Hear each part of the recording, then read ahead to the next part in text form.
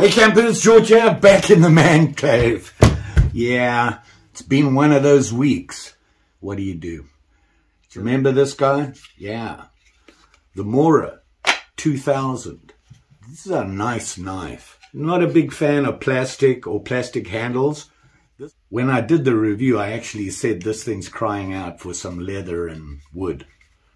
So, yeah, I did that. Let's check it out. So what I'm talking about is I wanted to replace the sheath with a leather sheath and make a wood handle. And at first I thought about just getting rid of this handle, throwing this away, using the blank to change it all. But then I found a blank online, the blank for the Mora 2000. I'm going to do a voiceover on it because I just recorded everything. I really struggle with the multitasking while trying to do something and talk through it. So what I'll do is I'll show you the video and I'll talk over it. Let me know what you think. If you prefer me to talk while I'm doing it, that's fine. I can do that. Either way works for me. It just makes the video really hard to edit and keep it down to under 6 hours. Now, I did lose some video. Well, didn't lose it. I just forgot to press the record button, so it kind of skips a little bit towards the end, but you'll see the end result. So here we go.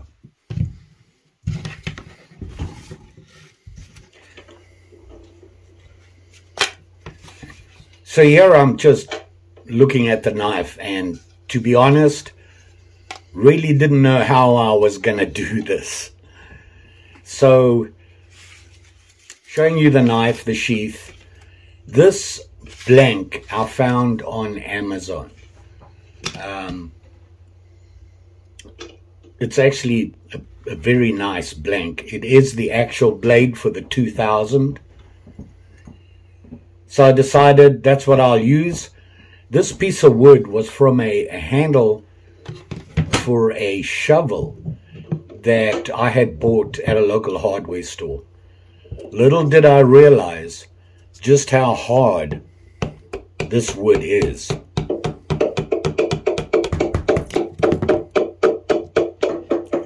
I'm trimming it down here. I thought it would be fun just to use the Mora to do this stuff. The initial trimming, that is. And that's when I discovered just how hard this wood is.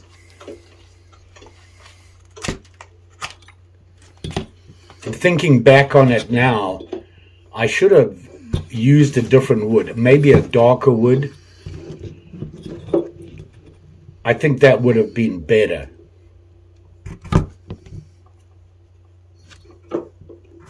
Here I'm just marking out rough dimensions that I'm going to need to match the handle. Here I'm just putting in stop cuts so that I can start to do a very rough outline carving of the blade to try and see how well it's matching up. One thing I did do was I matched up as often as possible. I checked and checked and rechecked all the way through just to see how close I was staying to it. Here I've got, you know, it all marked up and everything. Now, I'm cutting the handle in half because I got to put the blade inside. To be honest, this took me about an hour to cut. My poor coping saw was having a hard time with it. My bench moves, my vise, this vise in the man cave is too small for heavy work. But we got through, had a look at it, started marking up, getting an idea of how I wanted to mount it.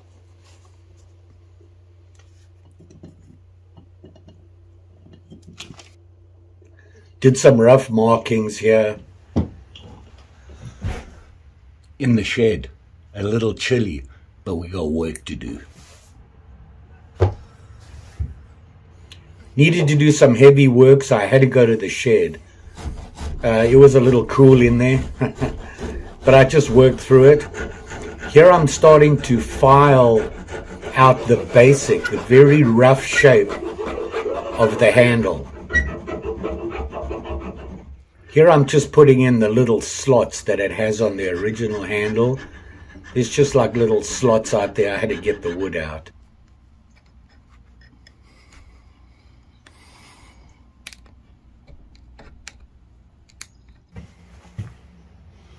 There it is, the very rough shape.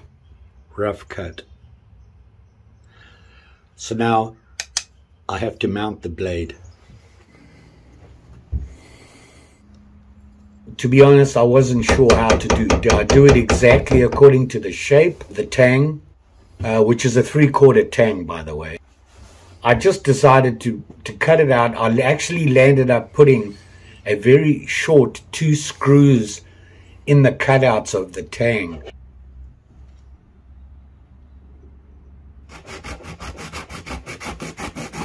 Now that I have the rough shape, I'm starting to sand it down to start cleaning it up. Of course, you've got to save your magic dust. I had some gaps that I knew I was going to have to fill. Here I'm just checking how it's going. Now I'm going to a finer sandpaper to start cleaning it up.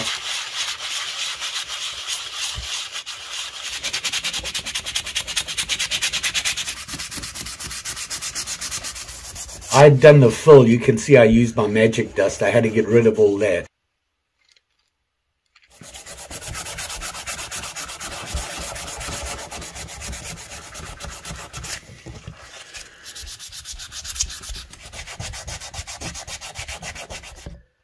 Cleaning out those little slots again.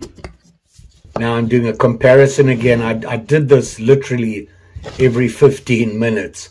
It's really paranoid about getting way out. Oh, the boss came to visit to see what I was doing. You want your dinner? You want a treat? Yeah? No? Okay, you just checking on me? Here I'm cleaning up those little slots. Mine are actually deeper than the original. Back to sanding again, getting it as clean as I could.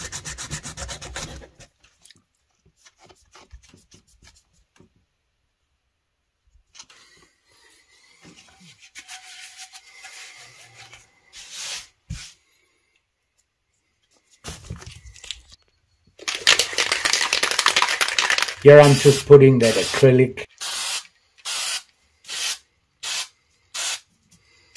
Mary came by again. You like it? You think it's going to work? What do you think? Kind of sticky. She's very inquisitive. She wants to know everything. Okay.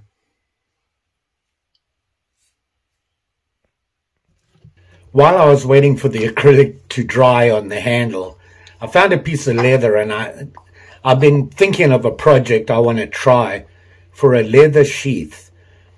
And I wondered if I could actually paint patterns with the leather dye.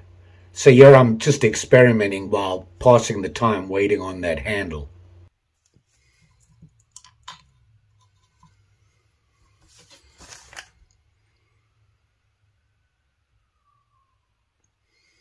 Just tried different things to see if I could go, you know, over the dye itself and that sort of thing. Here we go. I finally gave up and decided to do the leather sheath. Had really no idea. I knew I had to stitch it. It had to be on the back side of the knife when it's on your belt. The stitching, that is. So decided on doing a baseball stitch. Here I'm just cutting the leather to size, doing a comparison here, seeing where the sheath actually fits on the knife. I really struggled here. I knew I had to reduce the thickness of the width, basically, of the sheath to kind of sort of match the original. Actually landed up having to making it narrow on the bottom, coming down a bit. You can see me trimming it off here.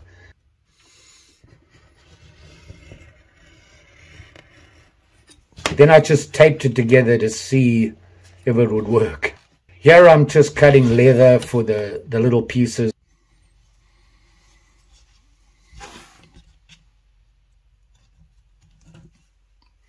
Marked it all out, went through and punched all the holes by hand.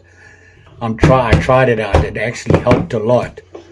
And here I'm just doing the baseboard. This was going to be a long enough video as it was, but I forgot to record when I had it all together and dyed it with a chocolate dye. Now I'm putting on the burnishing cream. They recommend you let it sit for about 15 minutes. And then you start just giving it a rub in. Just going around.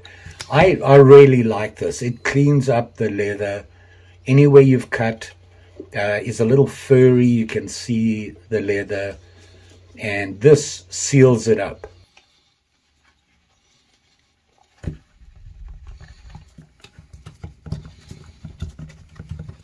Of course, Mary doesn't really care where the camera is.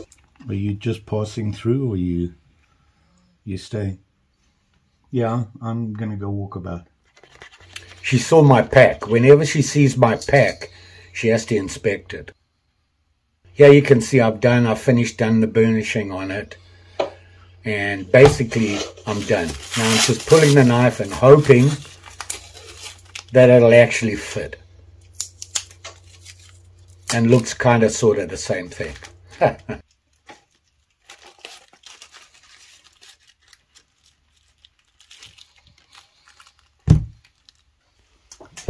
So there you go.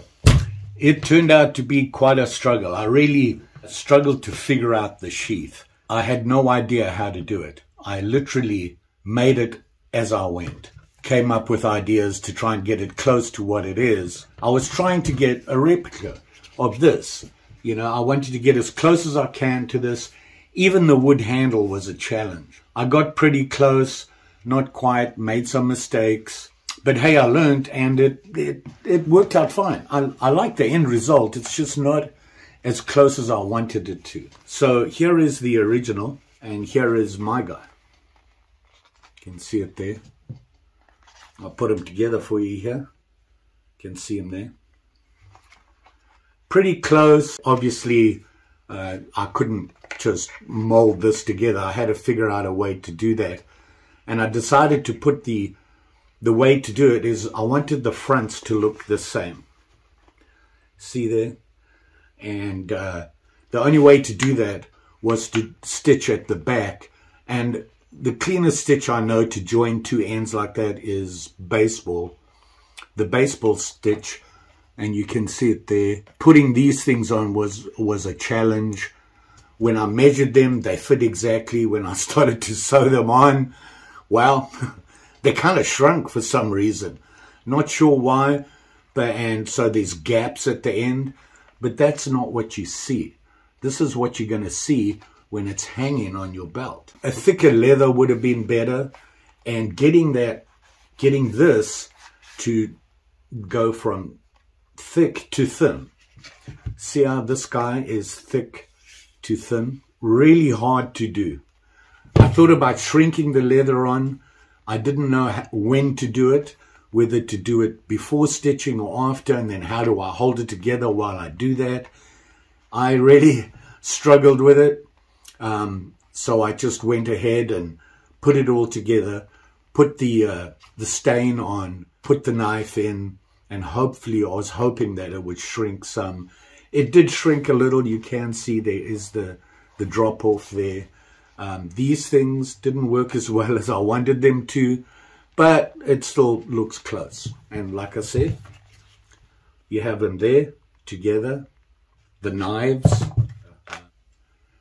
I came fairly close. I did drill a hole here because I wanted a lanyard on it, because if this drops in the ground, it might be a little hard to see. There's leaves and everything lying on the ground. But you can see they came close. I came pretty close. It was a fun project. I will tell you that. It really tested me to come up with ideas on how to get it done. It was a fun project, and although it's not perfect, it's mine. I have my own Mora 2000. I like the handle shape. I almost got it the same, almost. The belly on mine is a little bit deeper, but I actually like the feel of that. You can see my fingers are touching the pad, so it's a good fit for my hand. The design of the handle from Mora is an overall just about anybody good fit. See how they did that there. It was a great project. Not as good as I wanted it to be, but I learned a lot. I need to step my game up and work on it a little bit harder, and you can see what they look like. Got some more leather coming. I have some ideas. I want to try something. I have one of my knives that I made a while ago. I want to make a fancy sheath for it. When I say fancy, a pretty sheath. Instead of utilitarian, more of a showpiece. I thought that would be a cool idea. I've been looking online at stuff. So great project. Kind of liked it. Worked for me. Well, kind of. What can I say? It was a test, and I will tell you, it took me a couple of days. Actually, it took me about a week to do, stopping and starting. I had other stuff that I needed to take care of, so I'm a little behind on my videos, and I apologize. What do you do? So there you go. My Mora 2000. Don't forget, like, share, subscribe. You know the story. Pretty sure I'll be back. Things are calming down, trying to get back on track here. Got some projects to do. In fact, I got my backpack sitting there. Got up this morning and said, that's it. I'm going walkabout. I've been kind of frustrated lately. So much going on. I've been busy, things going on. It slows down my video making. I don't make videos. I do things I like to do and make a video of it when I'm doing it because I like to share it. Unfortunately, when I get busy, other priority. You all be safe out there, especially with these guys. This and this are both sharp and shiny. Please be careful out there. You won't believe the weather here in Minnesota.